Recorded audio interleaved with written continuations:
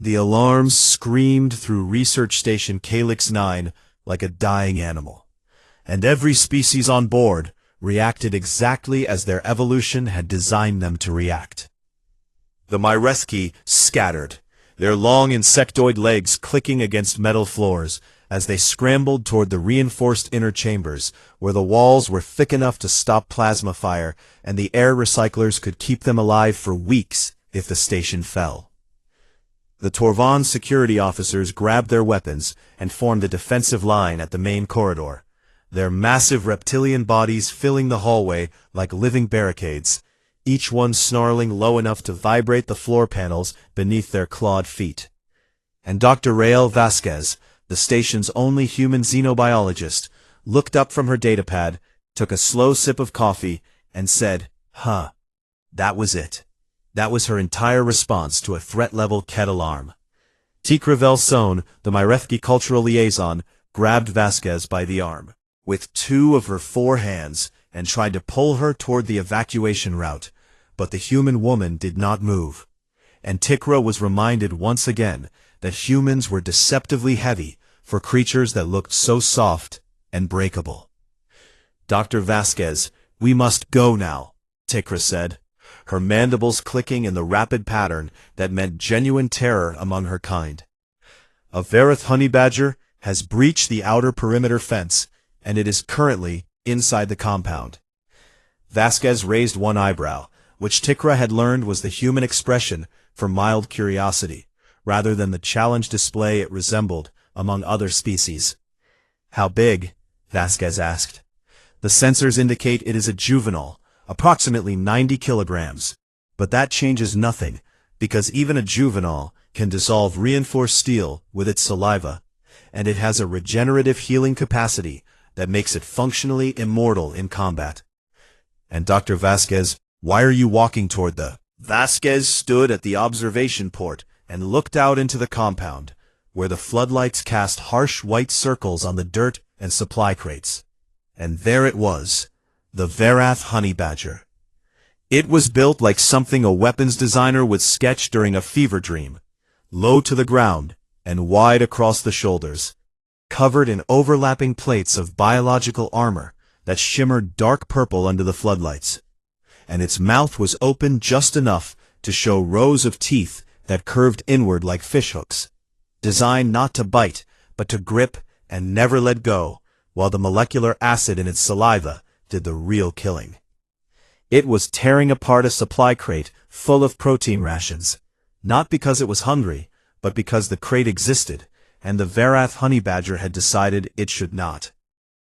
Grenick, the station's chief security officer, appeared beside them with a plasma rifle that was nearly as long as Vasquez was tall, his yellow reptilian eyes locked on the creature below. "I can end this quickly," Grenick rumbled, his deep voice carrying the quiet confidence of a Torvan warrior who had killed things much larger than himself. "One shot behind the anterior plate, where the armor is thinnest." "No," Vasquez said. Grenick looked at her. Tikra looked at her. The 3 other Myrethki researchers who had frozen in the hallway behind them looked at her. "Dr. Vasquez," Tikra said carefully, using the tone she reserved for what she had come to call human moments, those bizarre instances where the lone human on the station did something that defied every model of prey species behavior the Myrethki had ever constructed. "That creature is classified as threat level Ket, which means it is to be observed from orbit only, and we are currently observing it from approximately 40 meters away, which is not orbit." "It is a baby," Vasquez said, and she said it the way a human might say the sky is blue or water is wet, as if this single fact resolved every concern in the room. She set her coffee mug on the windowsill, turned away from the glass, and walked toward the exterior door. Grenick stepped in front of her, which was significant because Grenick was 2.5 meters tall and weighed 300 kilograms, and could have crushed her skull in one hand. And yet somehow the human woman, looking up at him, made it feel like she was the one doing the blocking. "Doctor," Grenick said, and his voice had dropped into the low register that Torvans used when they were not threatening, but genuinely asking, "What are you doing?" "I am going to go sit outside," Vasquez said. "With the cat-class predator?" "Yes." "The one with acid saliva?" "That is the one, yes." Grenick stared at her for a long moment, then stepped aside, because Torvan culture respected those who walked toward death, even when Torvan logic screamed that this was insane. Grabbed a folding chair from the storage rack by the door, tucked it under her arm, went back for her coffee mug, and then walked out into the floodlit compound like she was heading to a picnic. Tikra nearly fainted, which for a Mirethki meant her legs locked rigid, and her wings buzzed at a frequency that could shatter glass. And she fumbled for her personal recording drone and sent it out after the human, because if Rael Vasquez was about to die, then at the very least, the Mirethki consensus deserved to have footage of why. The drone hovered 6 meters above and behind Vasquez, its lens focused on the back of her head as she walked across the dirt toward a creature that every species in the known galaxy agreed you should never walk toward. Grenick watched from the doorway, plasma rifle ready but not raised, because some part of him that was older than logic and older than training recognized what he was seeing. He was seeing someone who was not afraid. Brave, because bravery required fear to overcome. Just not afraid. Grenick, who had fought in 3 wars and killed 17 enemy combatants in single combat, and once held a collapsing bulkhead on his shoulders for 9 minutes while his crew evacuated, felt something he had never felt before while watching another living being. He felt unsettled.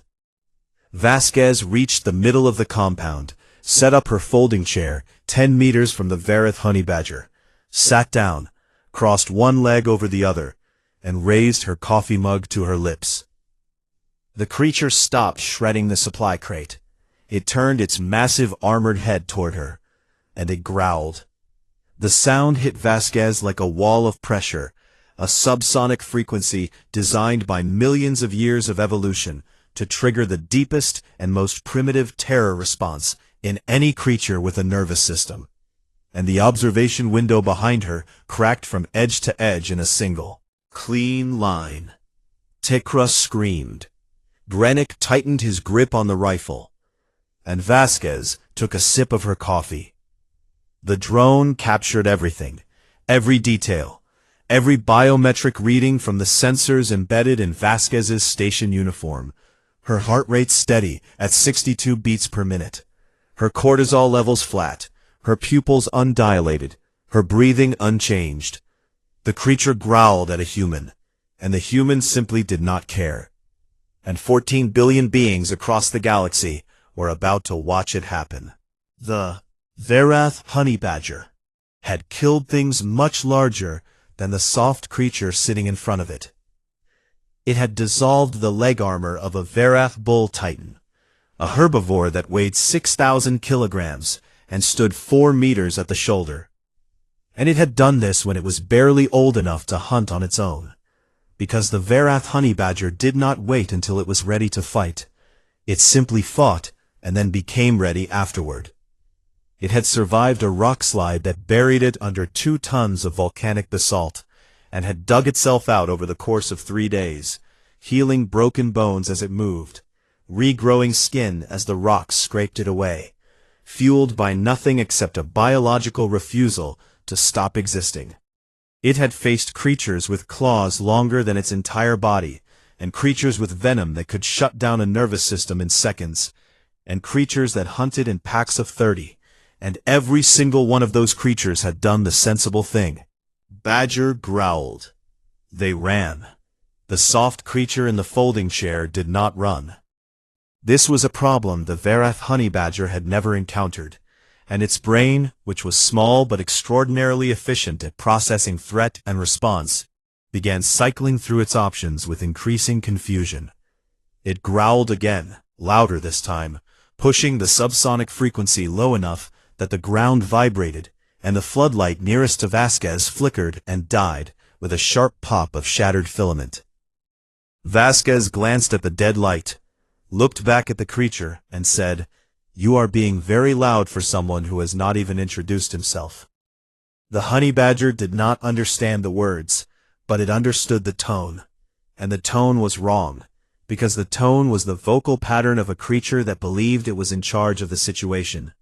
And nothing had ever believed it was in charge of a situation that included a Varath honey badger. Charged. 90 kilograms of armored predator, launched forward with a speed that should have been impossible for something built so low and heavy. Its clawed feet tearing furrows in the packed dirt, acid saliva already dripping from its open jaws and sizzling where it hit the ground, leaving tiny smoking craters in a trail behind it.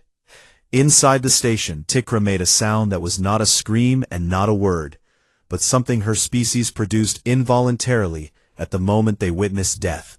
A high keening note that meant, "It is over, and I am sorry." Grenick raised the plasma rifle and his finger found the trigger, and he began to squeeze. Vasquez did not stand up. She planted one boot flat on the ground, leaned forward in her chair, locked her eyes directly onto the charging predator, and stamped her foot once against the dirt, hard. And she said one word in a voice that was not loud, but was somehow the most forceful sound in the compound. Varath honey badgers stopped. Not slowly, not in a skid, not in a gradual deceleration, but a full and complete stop 3 meters from her chair. Its claws dug into the ground, its body low and rigid, its growl dying in its throat like a fire running out of air. Because the creature had heard that sound before. Not the word, because words meant nothing to it, but the frequency and the certainty and the absolute absence of doubt.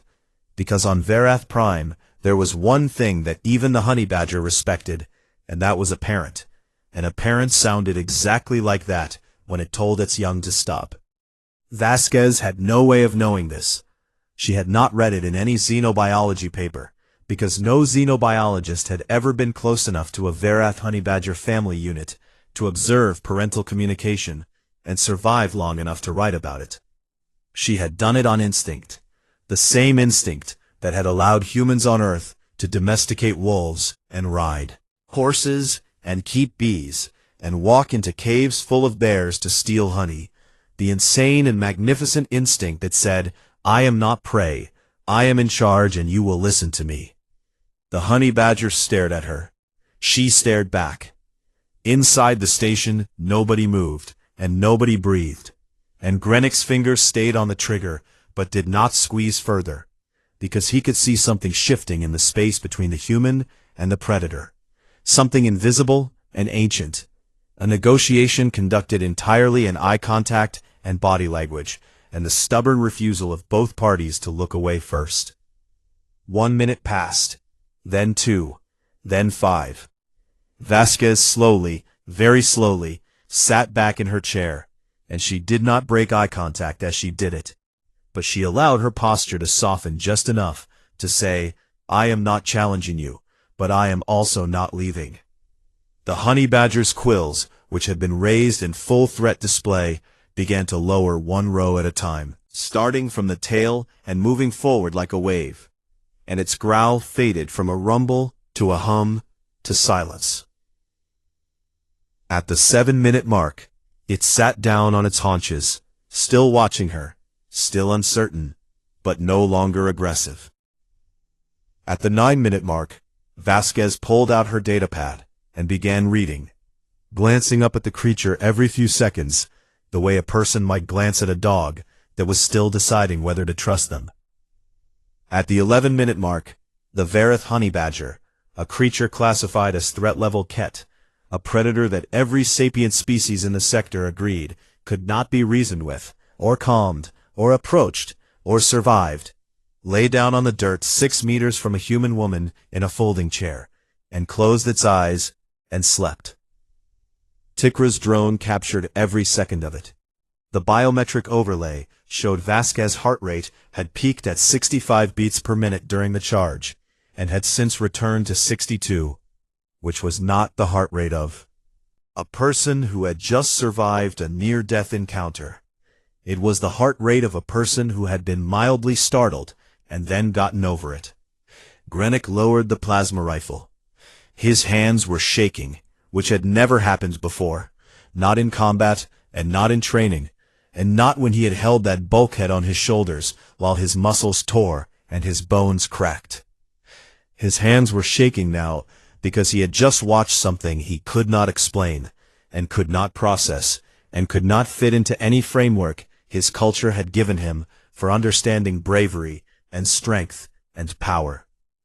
Vasquez sat outside for another 20 minutes, reading her datapad, occasionally glancing at the sleeping predator, the way someone might check on a napping cat. And then she stood up, folded her chair, picked up her empty coffee mug, and walked back to the station door. She stepped inside, and every alien in the corridor stared at her with expressions that ranged from horror to awe, to something that looked very much like religious experience. "It's a baby," Vasquez said, tucking the folding chair back into the storage rack. "It was just scared. Probably got separated from its parent during the storm last night. It will move on by morning." She walked past them toward the kitchen to refill her coffee, and she did not look back. Tikra stood in the corridor for a very long time after that, her drone hovering beside her, its memory banks full of footage that she knew with absolute certainty would change the way the galaxy thought about humans. She uploaded the video to Galnet that night with a title she chose carefully, a title that used the clickbait format popular among human content creators, because she had learned that humans were more likely to watch things that promised astonishment.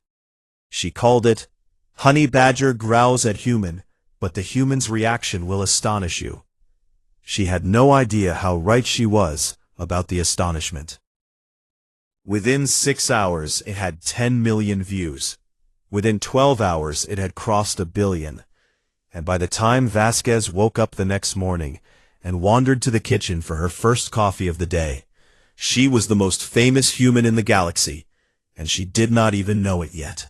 The galaxy had seen viral videos before.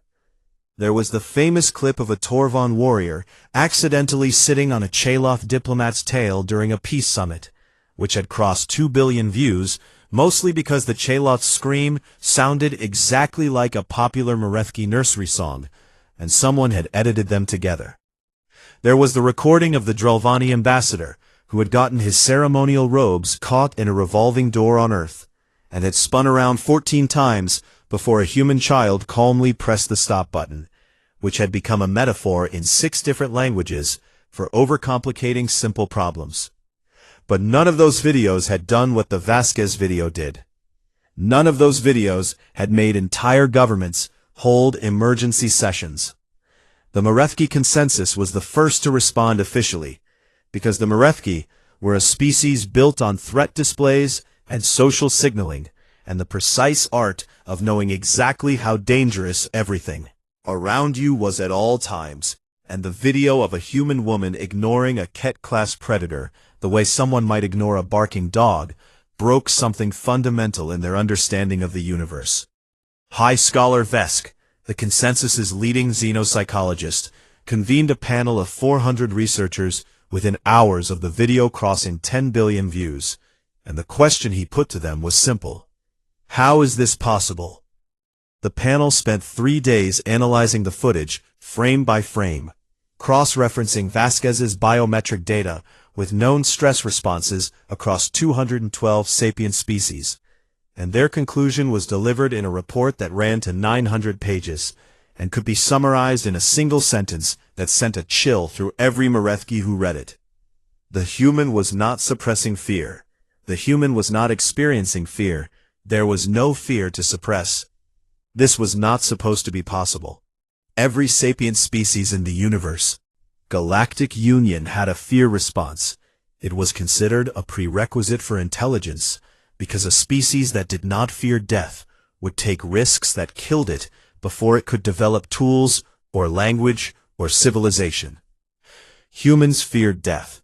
The panel confirmed this. Humans had extensive literature about the fear of death and built entire religions around managing it, and wrote poems about the terror of the void. So the capacity for fear existed in them. They simply chose when to use it. And that, the panel concluded, was the part that should concern everyone. Because a species that could not feel fear was merely dangerous. But a species that could feel fear and then decide not to, that was something else entirely. That was a species that had taken the most basic survival instinct in the universe and made it optional. The Torvan Dominion had a very different reaction. Grenick's official report on the incident was translated and distributed across every warrior academy in Torvan space within hours of its submission, and it became the most discussed tactical document of the decade. Not because of its military analysis, but because of a single line Grenick had included at the end. She was not brave. She was something beyond brave. She had moved past the place where bravery lives, and into a territory I do not have a word for in my language.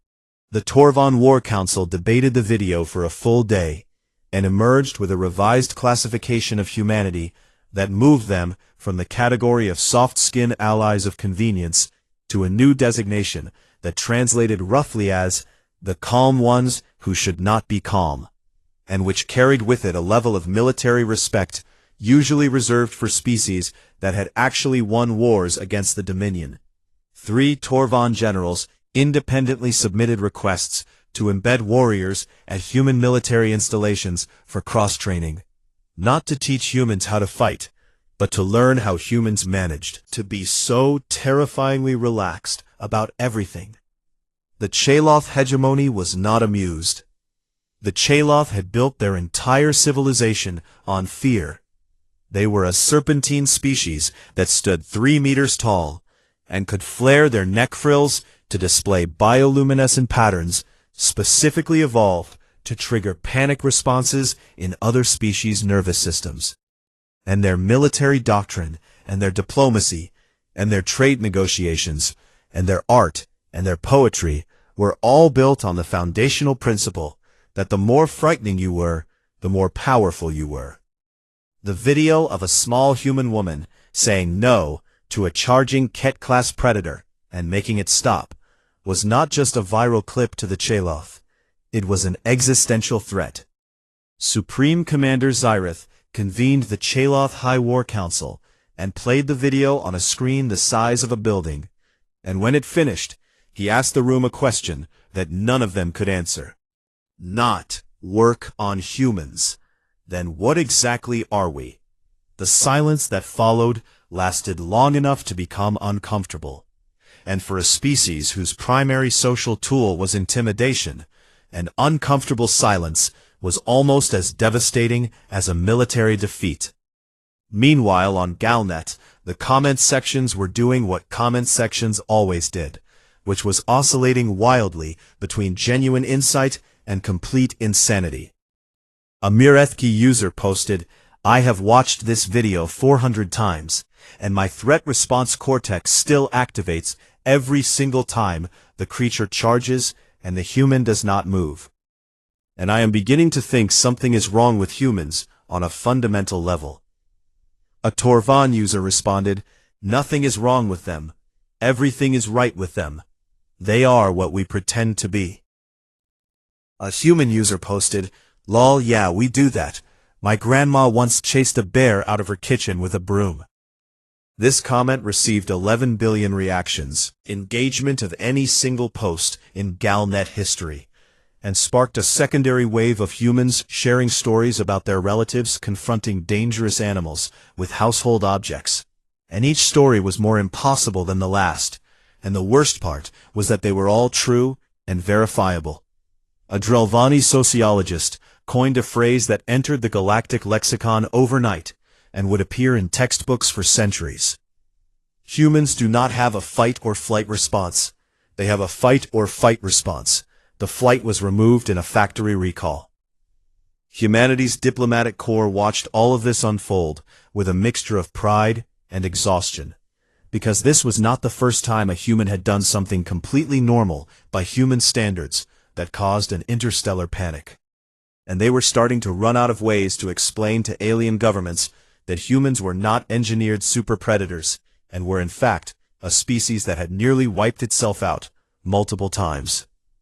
Through sheer stubbornness and poor decision-making, Ambassador Una Park was assigned to the response team, and she spent her first 3 hours on the job reading through 2,000 diplomatic inquiries from species who wanted to know if the video was real. And she spent her next 3 hours confirming that yes, it was real.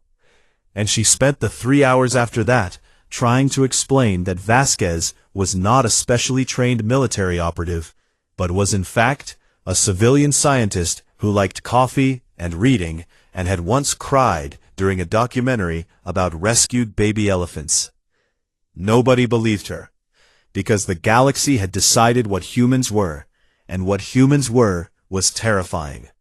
And no amount of diplomatic clarification was going to change the fact that 14 billion beings had watched a small woman tell a monster to stop, and the monster had stopped. Back on Calyx 9, Vasquez finally saw the video 3 days after it was posted, because she had been busy cataloging a new species of luminescent moss and had not checked Galnet. She watched it once, shrugged, and said, "I look tired in that video."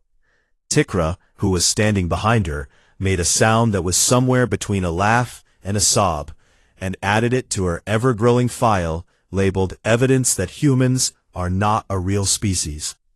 The file was getting very large. The Cheloth ship arrived at Calyx 9 without warning, which was how the Cheloth did everything, because they believed surprise was a form of dominance, and dominance was the only language worth speaking.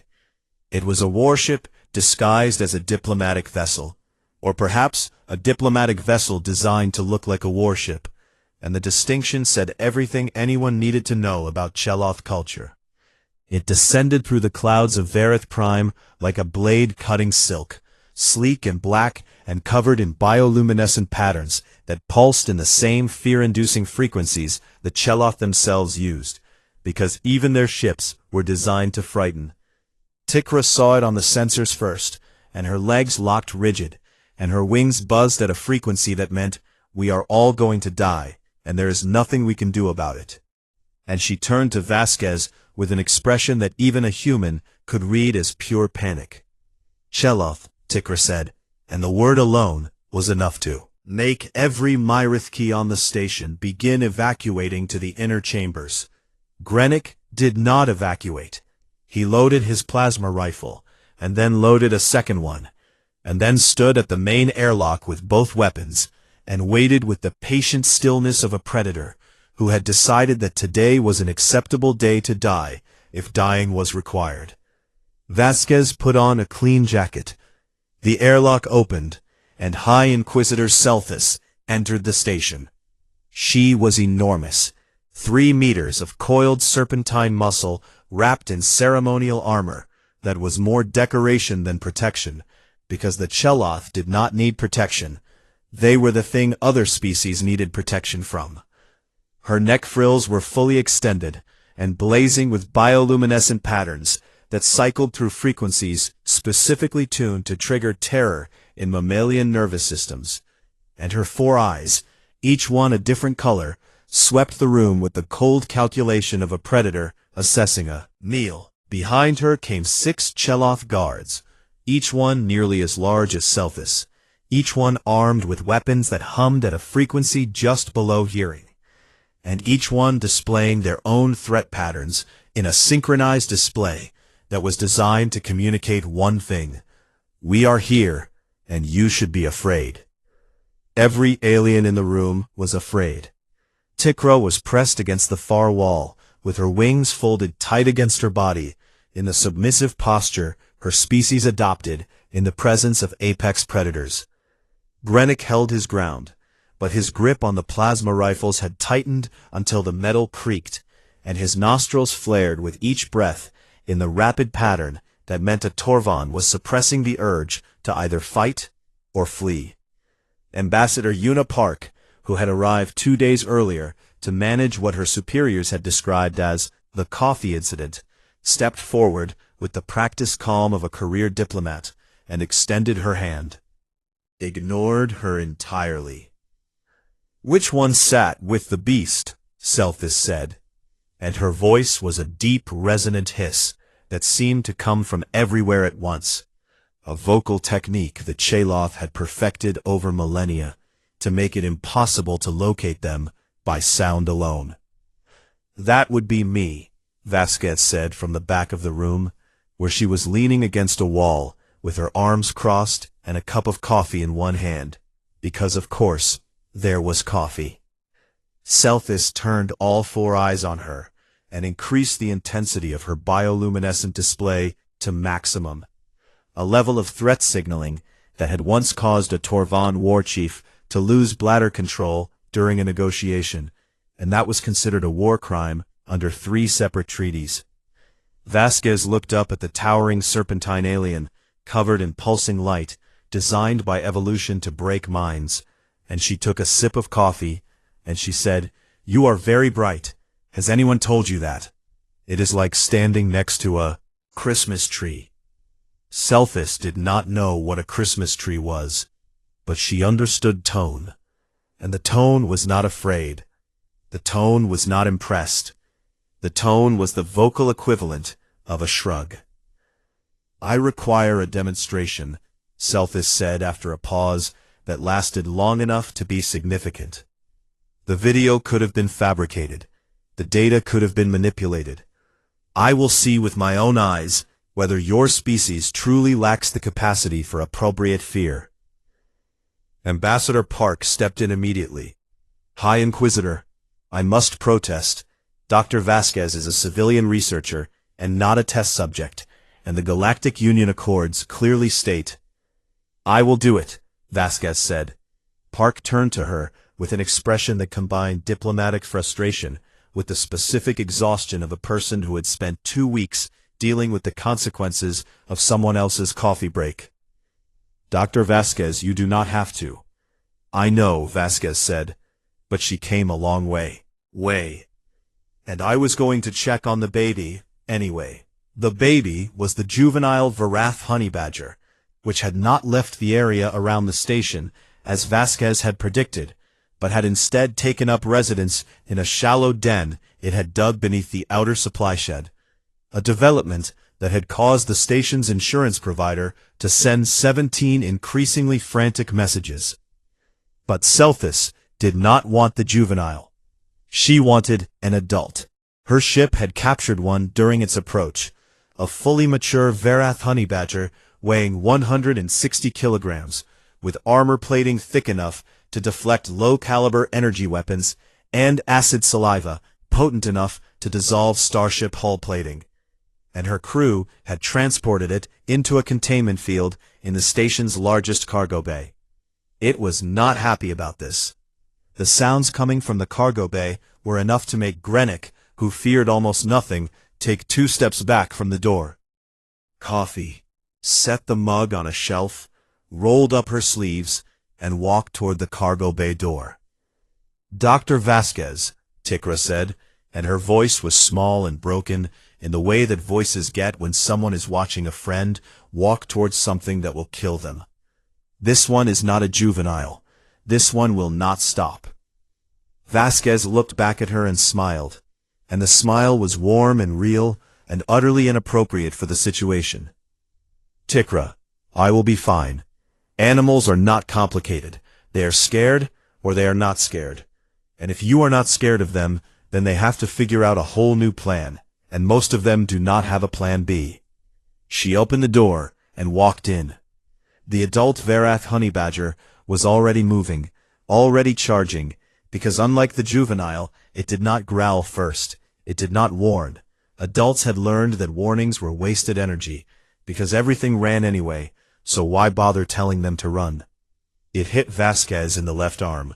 Acid saliva burned through her jacket sleeve and into the skin beneath, and the pain was immediate and enormous, and the biometric sensors in her uniform recorded a spike in her heart rate from 62 to 108, and a flood of adrenaline and cortisol that would have sent any other mammalian species into full panic retreat.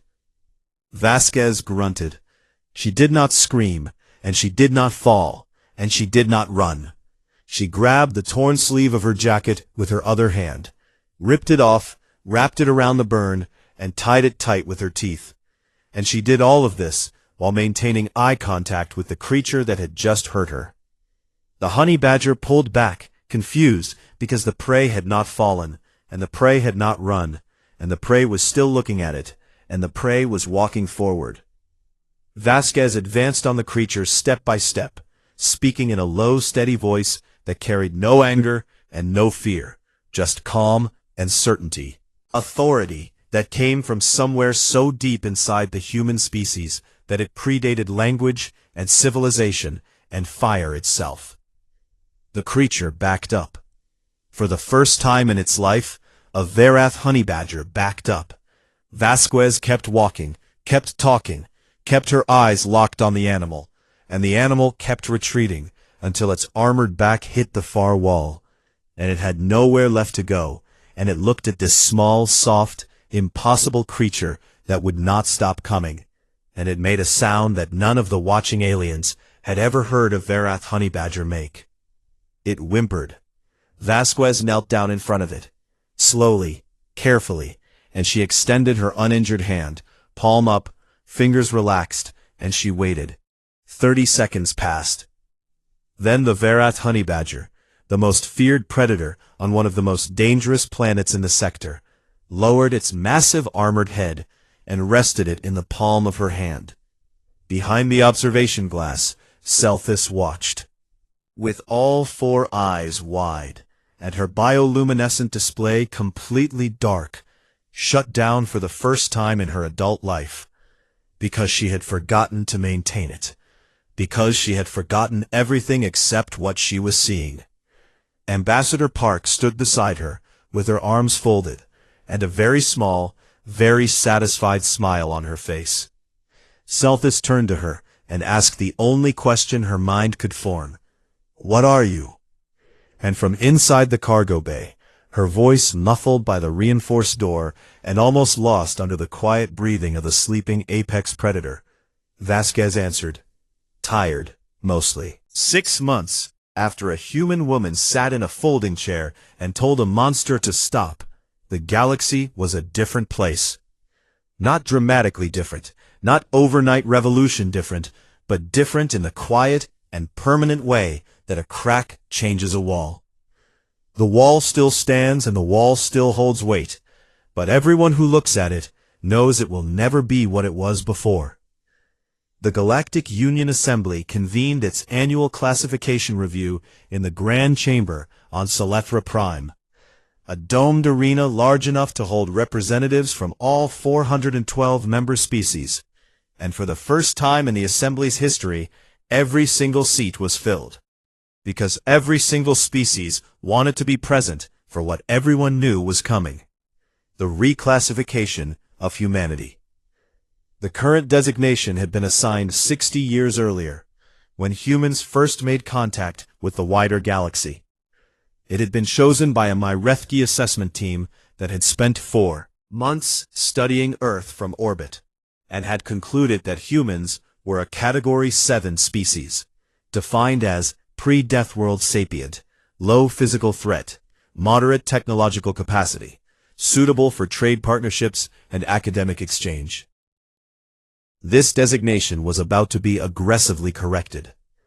High Scholar Vesk took the podium first, his long insectoid body folded into the formal presentation posture of his kind. And he spoke for 40 minutes about the Myrethki Consensus's research into human psychology, research that had expanded dramatically after the Vasquez video, and now included over 12,000 case studies of humans interacting with dangerous fauna on their homeworld. He presented footage of a human grandmother in a region called Siberia chasing a 400-kilogram brown bear away from her garden with a wooden rake. He presented footage of a human man in a region called Australia picking up a venomous snake with his bare hands and carrying it to a safe distance from a walking path while calmly narrating the experience to a small recording device. He presented footage of a human child, no more than 6 years old, standing between a large territorial dog and her smaller sibling, with her arms spread wide, screaming at the animal to go away, and the animal going away. "The data is conclusive," Vesk said, and his voice carried the quiet devastation of a scientist whose entire field of study had just been upended. "Humans do not lack a fear response. They possess one that is fully functional and neurologically standard for a mammalian species of their size and complexity. What they possess in addition to this is something we do not have a clinical term for, so we have created one. We are calling it selective threat dismissal." He paused to let this sink in. Selective threat dismissal is the capacity to recognize a lethal threat, fully process the danger it represents, and then consciously choose to disregard it, based on a personal assessment that overrides the survival instinct. No other sapient species in the Galactic Union has demonstrated this capacity. In every other species, the threat response is involuntary and absolute. In humans, it is voluntary and conditional. He paused again. "We do not know why this evolved. We do not know how it is possible, and frankly, we are concerned." The Torvon delegation responded with a standing ovation that shook the chamber floor, because the Torvon had always suspected humans were warriors pretending to be civilians, and now they had scientific proof. The Cheloff delegation sat in absolute silence. Supreme Commander Zyreth had not spoken publicly since the Vasquez incident, and the Cheloff hegemony had undergone what outside observers were carefully describing as a period of strategic reassessment that looked a lot like an identity crisis. For a civilization built on intimidation, the discovery of a species that could not be intimidated was not a military problem, it was a philosophical one, and the Cheloff were still working through the implications, slowly and painfully, the way a species unlearns the thing it has believed about itself for 10,000 years. But something unexpected had come from the crisis. The Cheloff had begun negotiating. For the first time in recorded galactic history, Cheloff diplomats were sitting at tables and discussing trade agreements and border disputes using words instead of threats. Not because they wanted to, but because threats only work if the other side is afraid, and the other side now had humans in it.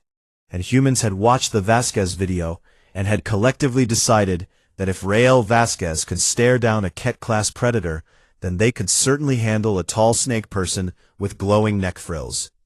The formal reclassification was proposed by a joint committee of Marethki, Torvon, and Drelvani representatives. 93% approval. Homo sapiens was moved from Category 7 to a newly created designation that had never existed before, because it had never needed to exist before. Category 0 null, defined as apex persistent sapient, no known psychological deterrent.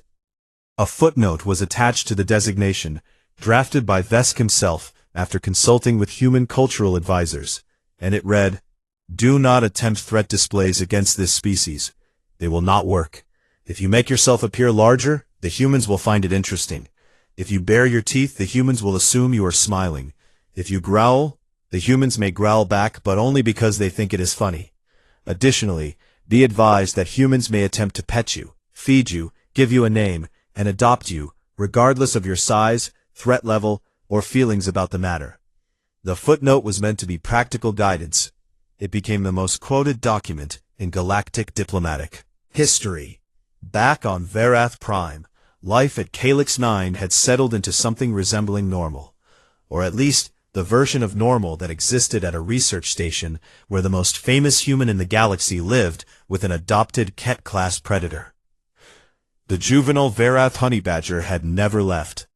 Vasquez had named it Pancake, a choice that caused Tikra to spend an entire afternoon researching human naming conventions before concluding that humans named things they loved after food for reasons that did not make sense and did not need to. Pancake slept at the foot of Vasquez's bunk every night, curled into an armored ball that took up most of the floor, and growled at anyone who came to the door who was not Vasquez, which meant that visiting the station's most popular resident required an escort from the station's most terrifying resident. Grenick had developed a grudging respect for Pancake, partly because the creature's territorial instincts reminded him of Torvon family bonds, and partly because Pancake had once bitten through a power coupling during a thunderstorm, and the resulting explosion had not even woken it up, which Grenick considered admirable. Tikra had finished her anthropological report on humans, the project she had been assigned when she first arrived at Calyx 9, and it had grown from a standard cultural assessment into a 9-volume work that the Myrethki consensus was already calling the definitive text on human behavioral psychology. Her conclusion, the final paragraph of the final volume, was the part that everyone remembered. Other species evolved to fear what could kill them. This is natural. This is sensible. This is the foundation upon which every survival instinct in the galaxy is built. Humans evolved differently. Humans evolved to decide for themselves what they were willing to tolerate. Fear exists in them, but it does not rule them. It advises, and they listen or they do not listen. And the choice is always theirs. This is not courage in the way other species understand courage. This is something older and stranger. This is a species that looked at the universe and all its horrors and said, "I am not impressed. Show me what else you have." The distinction between fearing everything and choosing what to fear is perhaps the most terrifying thing in the known galaxy. The evening after the reclassification vote, 12,000 light-years away from the Grand Chamber, Vasquez sat outside the station in her folding chair, watching the twin moons of Verath Prime rise above the jungle canopy. Pancake was curled beside her, its armored plates clicking softly as it breathed, its acid saliva pooling harmlessly in a small crater it had dissolved in the rock beneath its jaw. The jungle sounds surrounded them, alien and vast, and full of things that could kill a human in seconds, and Vasquez sat in the middle of it all, with a cup of coffee and the quiet contentment of a person who was exactly where she wanted to be. Grenick came outside and sat down on the ground beside her, which was unusual because Torvon did not sit on the ground. They considered it undignified, but something about the evening and the moons and the sleeping predator made dignity feel like a small thing. They sat in silence for a while, the kind of silence that only happens between people who have seen each other at their most honest and found that they liked what they saw. "You are the strangest warrior I have ever known," Grenick said finally, his deep voice rumbling just above the frequency of Pancake's breathing. Vasquez smiled, and it was the real smile, the warm one that made Tikra's threat response cortex activate for reasons the Myrethki scientists had never been able to explain. "I am not a warrior, Grenick. I am a biologist." Grenick considered this for a long time, turning the words over the way his people turned over stones, looking for truth hidden underneath. "That," he said, "is what makes it worse." Vasquez laughed, and the sound carried out across the compound, and into the jungle, where things with too many teeth and not enough fear listened to it, and felt something they could not name. And Pancake, dreaming of whatever Ket-class predators dream of, growled softly in its sleep, and pressed closer to the human who had refused to be afraid of it. Above them, the twin moons climbed higher, and the stars came out one by one, the same stars the humans had looked up at for 100,000 years, and had never once thought of as too far away, or too dangerous, or too impossible to reach. Because that was the thing about humans. They looked at the impossible and did not see a wall. They saw a dare. And they never, not once in their entire maddening, glorious, terrifying history, backed down from a dare. The galaxy was learning this now. The galaxy was learning this the hard way. And everywhere in the vast humming network of Galnet, the video still played, watched and rewatched, and shared again. A small woman in a folding chair, and a monster that growled, and a single word spoken without fear. No. Just no. And the monster stopped, and the galaxy never forgot it.